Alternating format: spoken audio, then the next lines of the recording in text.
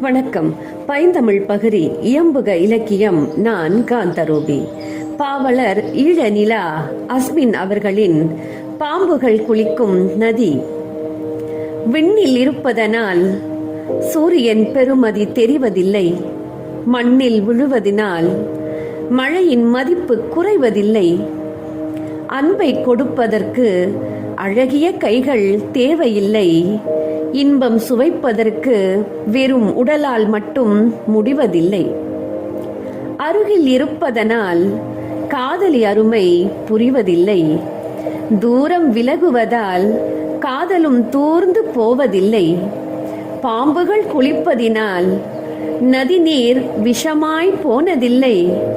பொறாமை இருப்பதினால் இறைவன் எதையும் கொடுப்பதில்லை.